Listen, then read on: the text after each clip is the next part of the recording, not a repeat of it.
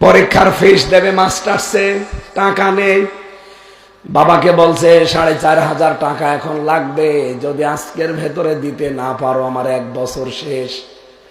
বিভিন্ন জায়গায় ভিক্ষার মতো করে করে যে একটু টাকা দেন, আমার ছেলেটার জীবনটা বাঁচান। ঝিয়ের কাজ করে যে কয়টা টাকা হয়, কয় টাকায় দেয়, ওই 1,500 2,000 টাকা পাওয়া যায় মাসে মাসে। সংসার খরচ আছে, এর বাবার আর কয় টাকায় উপায় হয়? সব মিলে মানুষের কাছে ভিক্ষা করে ধার করে করে বলে নিন 4,500 টাকা নিয়ে পরীক্ষা দিয়ে ছেলেটার মেধা ভালো ছিল, মাস্টার্সের রেজাল্টও ভালো হয়েছে, পরবর্তীতে একটা চাকরিও পেয়েছে উন্নত, বিয়ে করেছে প্রেম করে। ধনী মানুষের মেয়ে, পরিচয়টা গোপন করে বিয়ে করেছিল, কারণ ওই পরিচয় দিলে তো ওই মেয়ে ওর সাথে বিয়ে করবে না। শেষ পর্যন্ত মিথ্যার আশ্রয় নিয়ে বলেছে আমার মা বাবা আমেরিকায় থাকে, এই কথা বলে বিয়ে করেছে। বিয়ে করে ঢাকাতেই ফ্ল্যাট নিয়ে থাকে, কারণ বেতন পায় তো ভালো। কিছুদিন যাবার পরে মার অসুস্থ, এমন একটা অসুখ প্রতিদিন 300-400 টাকার ঔষধ লাগে। ছেলেটা কিছুদিন টাকা পাঠিয়েছিল, এখন আর পাঠায় না, কারণ বউটা এখন গোপনে সব জেনে ফেলেছে যে এর মা বাবা ঝিয়ের কাজ করে বেড়ায়। বাঁধি দিয়ে দিত। শেষ পর্যন্ত যাক, প্রেমের বিয়ে তো আছে টিকে, কিন্তু বলেছে শর্ত, তোর মা বাবার কাছে যেতে পারবি না, তাদের পরিচয়ও কোনো জায়গায় দেওয়া যাবে না, কারণ আমরা যে স্ট্যাটাসে আছি এখানে ওই মা বাবার পরিচয় দিলে চলাফেরা করা যাবে না। বর মন রক্ষা করতে গিয়ে শেষ পর্যন্ত বলছে ঠিক আছে, ওদের সব ডিলেট। বাবা চিন্তা করছে টাকা পয়সা তো পাঠায় না, আর আমি তো ঢাকায় যাব কি করে, খোঁজও নেই। বহু কষ্ট করে একটা রিকশা রাতের বেলা ভাড়া নিয়েছে, দিনের বেলা রিকশা চালাতে পারে না, কারণ মানুষ চিনে ফেলে বলবে তোমার ছেলে শুনলাম এত বড় চাকরি করে আর তুমি রিকশা চালাও, ছেলের যেন বদনাম না হয়। এই জন্য রাতের বেলা রাতটা ভাড়া নেয়। এই যে ঢাকা থেকে বগুড়া, জয়পুরহাট, নওগাঁ, এই সমস্ত জেলাতে যে নাইট কোচ গুলো আসে, এইগুলো যখন এসে নামিয়ে দেয় রাত 12টা 1টা 2টায়, ওইগুলোর ভাড়া মারে, কিছু টাকা পেলে রিকশা ভাড়া শোধ দেয়, আর বাকি টাকা নিয়ে ঔষধ কেনে। আজকে সারা দিন হয়ে গেল কিছুই পাইনি, খুব কষ্ট করে আজকের দিনে রিকশাটা ভাড়া নিয়ে বসে আছে, মনে করেন জয়পুরহাটে। ঢাকার ফার্ম গেটে এই ছেলেটার সাথে গ্রামের একজনের দেখা, ডাক দিয়ে বলে ভাই আপনি তো খুবই আরামে আছেন, সাই স্যুট প্যান্ট পরে, অথচ আপনার মা আজ কয়েকদিন হলো অসুস্থ, মনে হয় আর বাঁচবে না। স্ত্রীর কাছে অনুমতি চাইতে গেছে যে আমার মা অসুস্থ, শেষ দেখা দেখতে যায়, বলে না ওদের পরিচয় দেওয়া যাবে না। ওর গেছে রাগ হয়ে, আচ্ছা আমার মাই যদি না বাঁচে তোরে আমি কি করব, তোরেও আমি আর রাখবো না। রাগ করে রাগারাগি করে চলে এসেছে, ওর কথা না শুনে। নাইট কোচে এসে নেমেছে মনে করেন জয়পুরহাটে, রাত 2টা বাজে তখন। এই শীতের রাতে কুয়াশার ভেতরে বাস থেকে নেমেই দেখে একটা রিকশা, টিম টিম করে আলো জ্বলছে। সন্তানটা বাস থেকে নামার পরেই মুরব্বী চেহারার দিকে তাকিয়ে চিনে ফেলেছে। চিন্তা করছে এখনো কয়েকজন বাস থেকে নামছে, সামনে যদি যাই আমার পরিচয় পেলে হয়তো আমার ছেলের সম্মান নষ্ট হবে। গামছা দিয়ে মুখটা পেঁচিয়ে নিয়েছে, শুধু চোখ দেখা যায়। যে কণ্ঠের স্বর উলট পালট করেছে, ডাক দিয়ে বলছে স্যার যাবেন আপনি? কোথায় যাবেন? বলছে পান্তাপাড়ায় যাব, কানু মিয়ার বাড়িতে, চলেন আপনাকে নিয়ে যাচ্ছি। ভাড়া মিটিয়ে নিয়ে যাচ্ছে, যেহেতু সারাদিনের প্রায় না খাওয়া শরীর, ওদিকে মাটা অসুস্থ হয়ে পড়ে আছে। এই কঠিন পরিস্থিতিতে যেতে যখন পারে না, পেছনে ধাক্কা দিয়ে বলে কেমন চালান, জোরে চালান। মুরব্বী মানুষ এমনিতেই প্যাটেল তো মারতে পারে না, রিকশার প্যাটেল, যেভাবেই হোক আস্তে আস্তে যাচ্ছে। আবার ধাক্কা দিয়েছে, এই বয়সে রিকশা নিয়ে আসতে পারেন, চালাতে পারেন না। আপনার কি ছেলে নেই?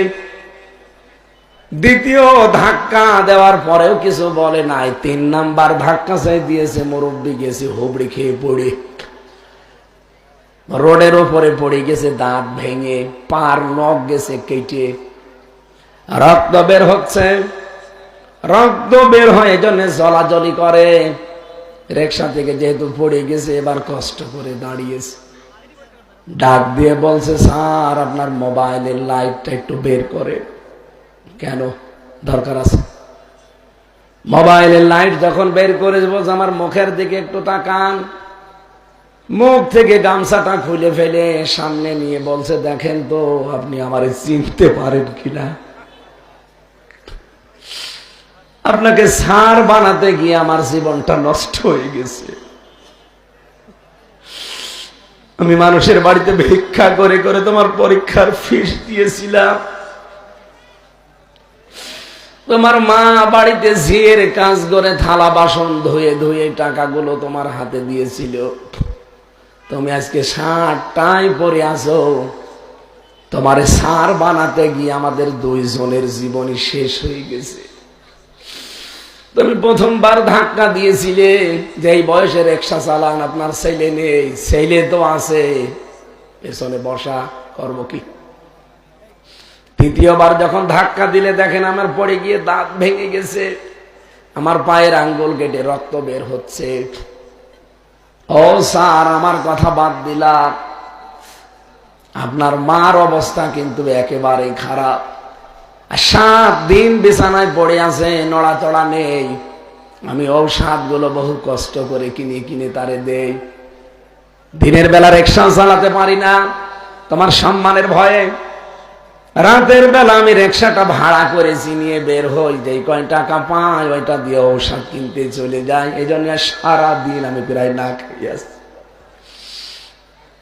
ছেলেটা রিকশা থেকে লাফ দিয়ে নেমে বাবার পা জড়িয়ে বলছে, আব্বা আমারে মাফ করে দে। আপনি ওঠেন রিকশায়, আমি কষ্ট করে ঠেলে হলেও বাড়ি নিয়ে যাব। কোথায় পেয়েছেন আপনি রিকশাটা? এলাকায় তো আমার মতো গরিব মানুষ নেই, তুমি নিজেও জানো। রিকশা পাবো কোথায়? আমি ভাড়া নিয়েছিলাম রাতের জন্যে। দিনের বেলাও ভাড়া মারতে পারি, কিন্তু তোমার সম্মানের জন্য আমি মারি না, মানুষ খারাপ বলবে। বাড়িতে তাড়াতাড়ি চলো, মনে হয় মাকে শেষ দেখা যাবে না। বাড়িতে পৌঁছানোর আগে 10 মিনিট আগে ওর মা মারা গেছে। দৃশ্য দেখে 2 মিনিটের ভেতর ওর বাবাও হার্ট অ্যাটাক করে মরে গেছে।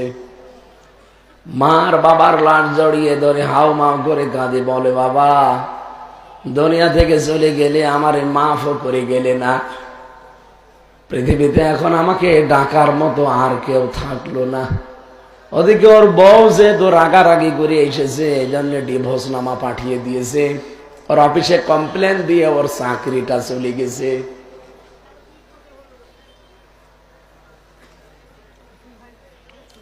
রক্তের সম্পর্ক যদি ছিন্ন হয়ে যায়, আমার বন্ধুর মতো অবস্থা হবে আপনারও। পৃথিবীর সব কিছু আপনার থেকে দূরে চলে যাবে। বিভিন্ন ভয় আল্লাহ আপনার ভেতরে ঢুকিয়ে দেবে। আমি যে পয়েন্টে কথা বলছিলাম আপনার মনে আছে কিনা জানি না, এদিকে তাকান। হযরতে খাদিজাতুল কুবরা রাদিয়াল্লাহু তাআলা আনহা তার স্বামীকে প্রথমে এই অভয় দিয়েছিলেন যে ভয় পাবেন না, আপনি রক্তের সম্পর্ক ঠিক রাখেন। সুতরাং যারা রক্তের সম্পর্ক অটুট করবে, ঠিক রাখবে, মজবুত করবে, তাদের কোনো ভয় নেই। আমরা আজকে থেকে এই ইবাদতটা পরিবারে একটু চালু করি। হ্যাঁ, অনেক বড় কারণে হয়তো আমরা পারি না, আমি নিজেও জানি, কিন্তু আমাদের চেষ্টা করা লাগবে। বউ চলে গেলে হয়তো বউ পাওয়া যাবে। মা বাবা যদি একবার চলে যায়, তামাম দুনিয়া খুঁজলেও এরকম জিনিস আর পাবেন না। পৃথিবীর যারা ভালোবাসে আমাদেরকে, সবাই কম বেশি ভালোবাসে স্বার্থের কারণে। নিঃস্বার্থভাবে ভালোবাসা পৃথিবীতে আমি কারো পাইনি।